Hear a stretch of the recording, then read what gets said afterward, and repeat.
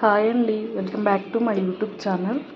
So ఇవాళ మన recipe ఏంటంటే ఆనియన్ ఎగ్. చూస్తున్నారు కదా, ముందుగా అయితే ఒక ప్యాన్ పెట్టుకొని 2 టేబుల్ స్పూన్ల ఆయిల్ అయితే వేసుకోండి. సో నేనైతే 3 వేస్తున్నా, కొంచెం ఆయిల్ ఎక్కువ ఉంటేనే బాగుంటుంది ఎగ్ కర్రీలో. చూస్తున్నారు కదా, 3 కంటే కొంచెం తక్కువ వేసా, 3 ఏం వేయలేదు.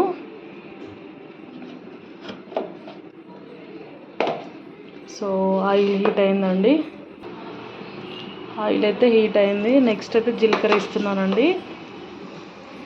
సో జీలకర్ర, నెక్స్ట్ అయితే పసుపు 1 టేబుల్ స్పూన్లో హాఫ్ వేస్తున్నానండి, సరిపోద్ది మనకి కర్రీకి. చూస్తున్నారు కదా, డీప్ ఫ్రై అయినాక నెక్స్ట్ అయితే ఆనియన్స్ అండి. సో చూస్తున్నారు కదా, ఆనియన్స్ అయితే మంచిగా కలుపుకోండి, గోల్డెన్ బ్రౌనిష్ కలర్లో రావాలి. సో చూస్తున్నారు కదా, కొంచెం నాయిస్ వస్తుంది, పట్టించుకోకండి.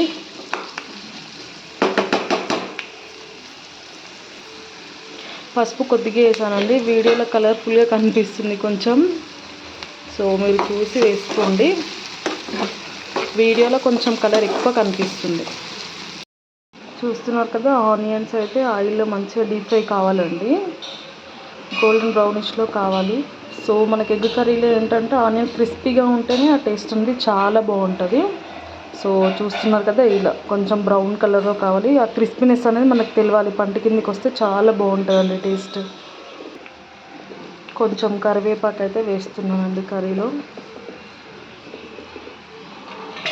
ప్రతి కర్రీలో కరివేపాకు అయితే ప్రిఫరెన్స్ ఇవ్వండి, కొంచెం కరివేపాకు ఎక్కువ తింటే మంచిది. ఫ్లేవర్ కూడా చాలా బాగుంటుందండి కరివేపాకు.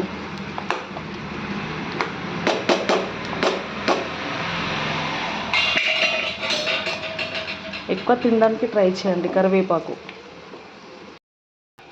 సో నెక్స్ట్ అయితే అల్లం వెల్లుల్లి పేస్ట్ 1/2 స్పూన్ వేసాను ఆల్రెడీ, మళ్ళీ 1/2 స్పూన్, 1 స్పూన్ అయితే సరిపోద్దండి. సో నేను ఫ్రెష్గా నిన్ననే నూరుకున్నాను కాబట్టి తక్కువ వేస్తున్నాను, కొంచెం ఘాటుగా ఉంటుంది కాబట్టి. సో వేసిన వెంటనే కలుపుతూనే ఉండాలండి అల్లం వెల్లుల్లి పేస్ట్. చూస్తున్నారు కదా, స్మెల్ అయితే చాలా బాగా వస్తుందండి అల్లం వెల్లుల్లి పేస్ట్. నీట్గా కలుపుకోవాలి, కొంచెం నాయిస్ వస్తుందండి, పట్టించుకోకండి అదంతా.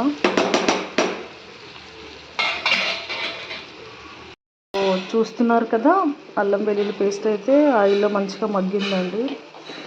సో నెక్స్ట్ అయితే కారం వేస్తున్నానండి, 2 టేబుల్ స్పూన్ల కారం అయితే వేస్తానండి నేను. 2 ఎగ్సే కాబట్టి తక్కువ వేస్తున్నాను. సో 2 టేబుల్ స్పూన్ల కారానికి 1 టేబుల్ స్పూన్ ఉప్పు అయితే పడుతుందండి. కొంచెం తక్కువే వేసుకోండి ఉప్పు, మేము రైస్లో ఉప్పు వేసుకుంటాం కాబట్టి కొంచెం తక్కువే వేస్తున్నాను. 2 టేబుల్ స్పూన్ కారానికి 1 టేబుల్ స్పూన్ ఉప్పు. సో నెక్స్ట్ అయితే ధనియాల పిండి, మెయిన్ ఇంగ్రీడియంట్ ఇదే ఎగ్ కర్రీలో. సో ధనియాల పిండి అయితే 2 టేబుల్ స్పూన్స్ అయితే వేస్తున్నానండి, కొంచెం ఎక్కువ ఉంటేనే టేస్ట్ బాగుంటుంది.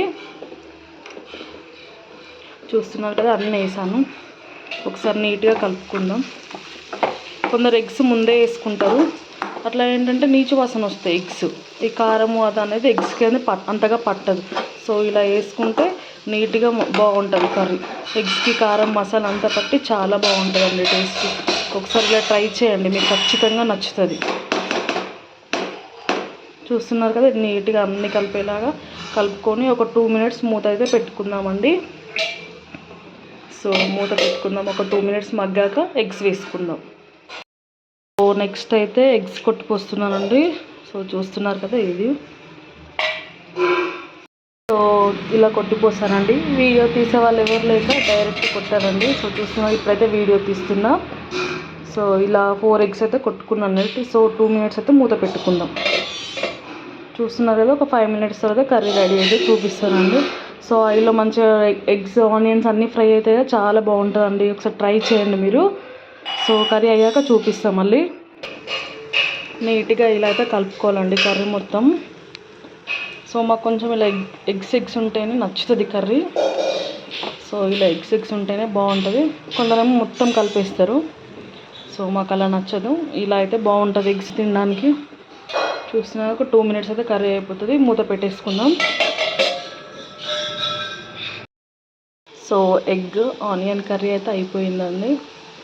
సో చూస్తున్నారు కదా మంచిగా మగ్గింది, కర్రీ అయితే అయిపోయిందండి. సో నా రెసిపీ మీకు నచ్చినట్లయితే లైక్ చేయండి, షేర్ చేయండి, కమెంట్ చేయండి, సబ్స్క్రైబ్ చేసుకోండి.